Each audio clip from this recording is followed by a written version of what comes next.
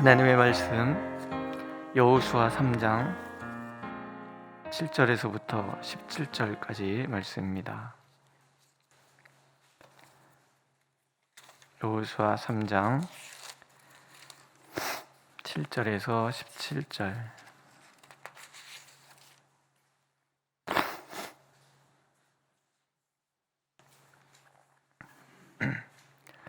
우리 한 목소리로 읽겠습니다. 7절. 여호와께서 여호수아에게 이르시되 내가 오늘부터 시작하여 너를 온 이스라엘의 목전에서 크게 하여 내가 모세와 함께 있었던 것 같이 너와 함께 있는 것을 그들이 알게 하리라. 너는 언약궤를 맨 제사장들에게 명령하여 이르기를 너희가 요단 물가에 이르거든 요단에 들어서라 하라. 여호수아가 이스라엘 자손에게 이르되 이리 와서 너희의 하나님 여호와의 말씀을 들으라 하고 또 말하되 살아계신 하나님이 너희 가운데 계시사 가나안 족속과 헷 족속과 히위 족속과 브리스 족속과 기르가스 족속과 아무리 족속과 여부스 족속을 너희 앞에서 반드시 쫓아내실 줄을 이곳으로서 너희가 알리라. 보라, 온 땅에 주의 언약궤가 너희 앞에서 요단을 건너가나니 이제 이스라엘 지파 중에서 각 지파에 한 사람씩 12명을 택하라. 온 땅에 주 여호와의 궤를 맨 제사장들의 발바닥이 요단물을 밟고 멈추면 요단물 곧 위에서부터 흘러내리던 물이 끊어지고 한 곳에 쌓여 서리라. 백성이 요단을 건너려고 자기들의 장막을 떠날 때 제사장들은 언약궤를 메고 백성 앞에서 나아가니라. 요단이 곡식 거두는 시기에는 항상 언덕에 넘치더라.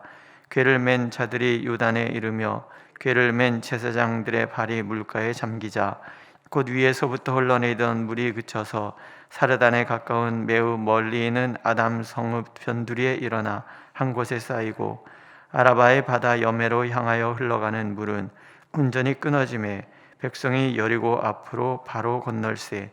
여호와의 언약궤를 맨 제사장들은 요단 가운데 마른 땅에 굳게 섰고 그 모든 백성이 요단을 건너기를 마칠 때까지 모든 이스라엘은 그 마른 땅으로 건너갔더라. 아멘.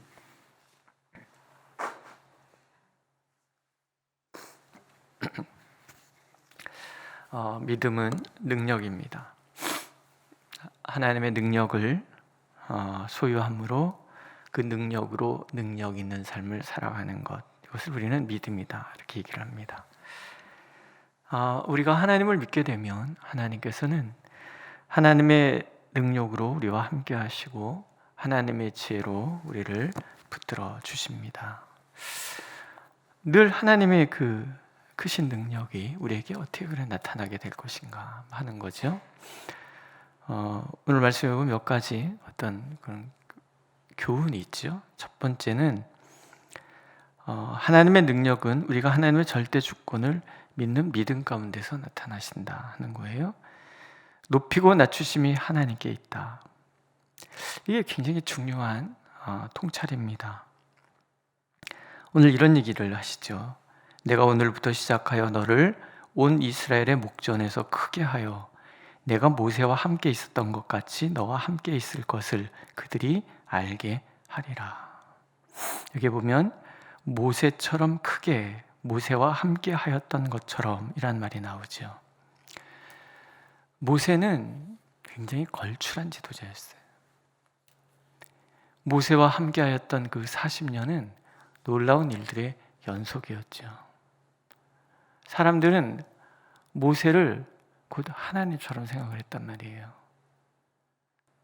하나님께서 굳이 모세를 요단강 건너기 전에 역사의 무대에서 사라지게 하신 이유 또한 자칫하면 모세가 신으로 숭상될 수 있는 그런 분위기가 아니었겠습니까? 이어서 여호수아가 지도자가 됐습니다. 검증되지 않은 지도자예요. 사람들 보기에 그런 얘기 있잖아요. 뭐라 그러죠? 앞에 사또가 훨씬 더 낫다 뭐 이런 얘기 있잖아요. 이게 뭐라 그러죠? 하여튼 그런, 항상 우리는 새로운 사람들을 신뢰하지 못하기 때문에 앞에 사람과 늘 비교하게 돼 있어요. 거기다 앞에 분이 걸출하면 뒤에 오는 사람은 죽을 맛이죠. 어떻게 따라갑니까? 저는 아예 그래서 예언참나기 올 때부터 포기했습니다. 왜냐하면 박창환 목사님 제가 발끝도 못 뜯어가는데 괜히 뭐 이렇게 비교당했다가는 큰일 났다 싶어서 아예 그냥 생각도 안 하고 예 그렇습니까? 그래서 웬만하면 박창환 목사님이 이렇게 했습니다. 그럼 그거 건드리지 않습니다. 그냥 하는 거죠. 그냥 항상 그런 게 있는 거죠. 우리에게는 늘 앞에 사람과 늘 비교하는 그런 마음이 있는 거예요. 그런데 이스라엘 사람들은 안 그렇겠습니까? 근데 하나님 그 얘기를 하시는 거예요. 내가 너를 모세처럼 할 것이다. 모세같이 너를 높여줄 것이다. 그 얘기는 다른 거 아니에요. 모세가 걸출한 게 아니에요. 모세와 함께 하셨던 하나님께서 걸출하신 거죠. 여호수아가 모질한 게 아니에요. 여호수아도 하나님이 함께 하시면 모세 같은 걸출한 지도자가 되는 거예요. 이 얘기는 오늘 우리에게도 마찬가지라는 거예요. 모세처럼 크게 오늘 우리도 하나님이 함께 하신다면 모세 같은 사람이 되는 거예요. 여호수아 같은 사람이 되는 거예요. 하나님의 일은 사람이 뛰어나기 때문에 일이 되는 게 아니라 하나님께서 함께 하시기 때문에 일이 되는 거라는 거예요. 자꾸 우리 이런 착각을 해요. 오직 하나님이. 중요한 것은 그럼 뭐예요? 믿음이에요. 하나님께서 우리와 함께 하신다는 믿음. 굳이 홍해를 가르신 하나님께서 요단강, 홍수가 난 요단강을 멈춰 세우셔야만 하는 이유가 있는 거예요. 홍해와 요단강 같은 선상에 있잖아요. 홍해가 갈라지는 것이나 홍수가 난 요단강 물이 멈춰서는 것이나 다를 바가 없는 거예요. 누가 하시는 거예요? 하나님이 하시는 거예요. 오늘 우리 삶 속에서도 수많은 요단강이 있고 수많은 홍해가 있잖아요. 그런 우리에게 하나님께서 하시고자 하신 얘기는 같은 얘기인 거예요. 앞에 누군가가 뛰어나서가 아니라 하나님이 우리와 함께 하신다면 오늘도 내 앞에 요단강은 멈춰설 것이고 내 앞에 홍해바다는 갈라질 거라는 거죠. 이 믿음이 하나님의 능력을 오늘 나의 삶 속에 드러나게 만들어준다는 거. 하나님 이걸 기억하기를 원하세요. 두 번째는 순종이죠. 강물이 넘쳐 흐르고 있어요. 아마 이 즈음에는 헬몬산의 그 빙하가 녹아내리기 시작하고 그래서 이 요단 강물이 이제 막 불어나는 거죠. 급류가 흐르는 강에 내가 뛰어든다. 쉬운 거 아니잖아요. 가끔 제 한강을 이렇게 한강 근처에 늘 살았으니까 한강을 건너다 보면 비가 엄청 올 때 팔당된 수문을 열면은 한강 이렇게 보면은 이 높이가 이렇게 나오잖아요. 1984년인가 그때 이제 저희 학교 합창단에서 충신교회에 이제 순회 예배를 이제 가는데 그 해에 비가 엄청 내렸어요.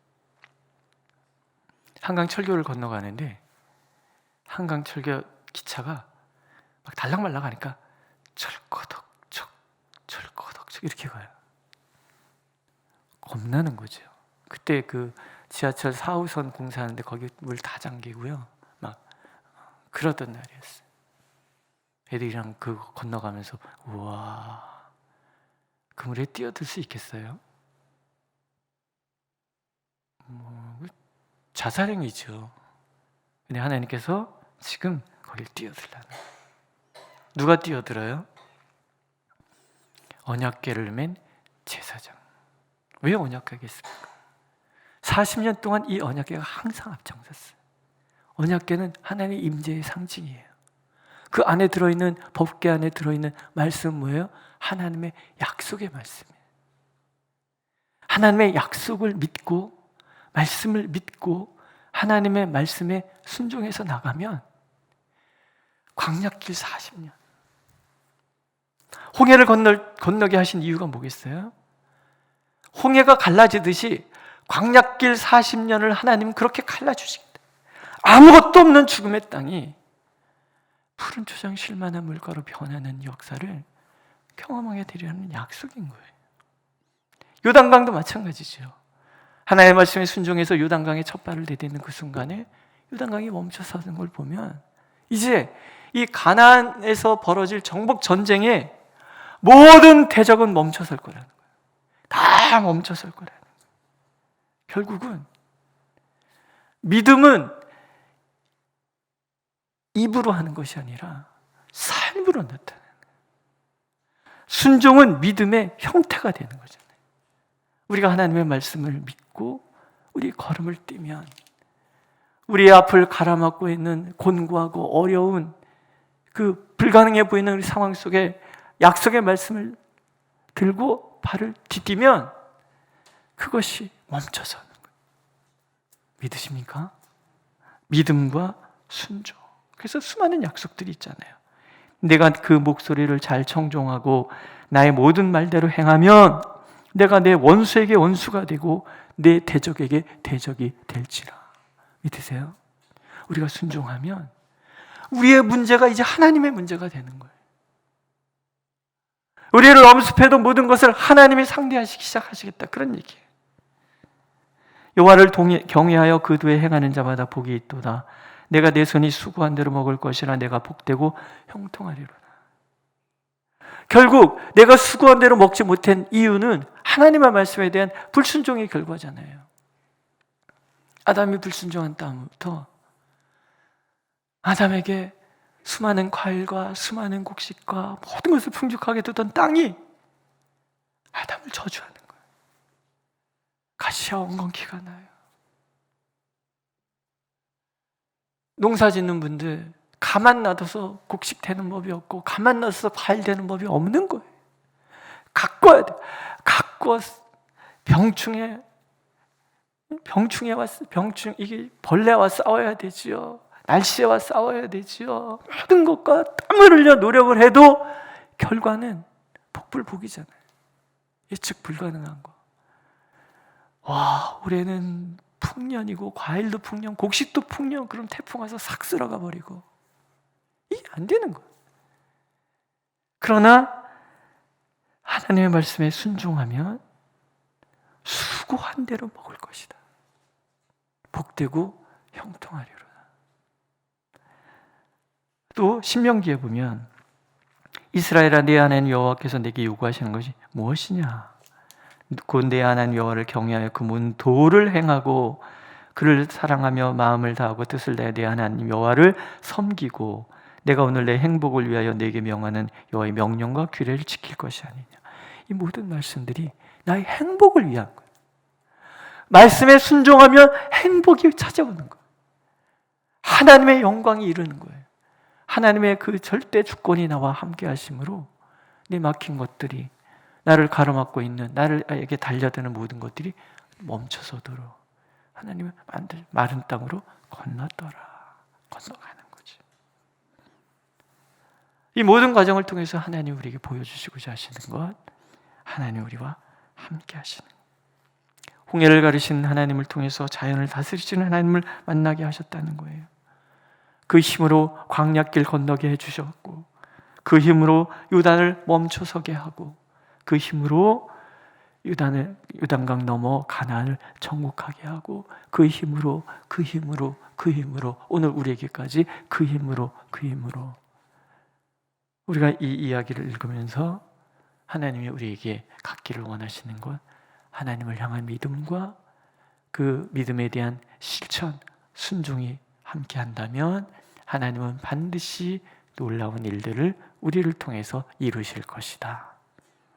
그 믿음, 오늘도 그 믿음으로 하나님 앞에 서고 우리의 대적이 되시는 하나님, 우리의 원수의 원수가 되시는 하나님을 날마다 누리며 살아가는 저와 여러분들이 되시기를 하나님은 간절히 원하고 계십니다.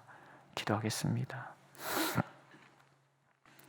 우리가 주님을 믿을 때에, 우리가 주님의 뜻에 순종할 때에 하나님의 놀라우신 은혜가 우리와 함께하고 하나님의 그 크신 능력이 우리를 높여주시는 줄로 믿습니다.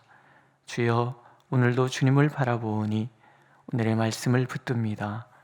기꺼이 오늘도 우리의 삶의 자리에 뛰어들 때 하나님이 함께하여 주시는 줄로 믿사오니 그 믿음으로 오늘 하루를 승리할 수 있도록 우리 교회 모든 성도들을 축복하여 주옵소서. 예수님의 이름으로 기도드렸습니다. 아멘. 하늘에 계신 우리 아버지, 아버지의 이름을 거룩하게 하시며 아버지의 나라가 오게 하시며 아버지의 뜻이 하늘에서와 같이 땅에서도 이루어지게 하소서. 오늘 우리에게 일용할 양식을 주시고 우리가 우리에게 잘못한 사람을 용서해 준 것 같이 우리 죄를 용서하여 주시고 우리를 시험에 빠지지 않게 하시고 악에서 구하소서. 나라와 권능과 영광이 영원히 아버지의 것입니다. 아멘.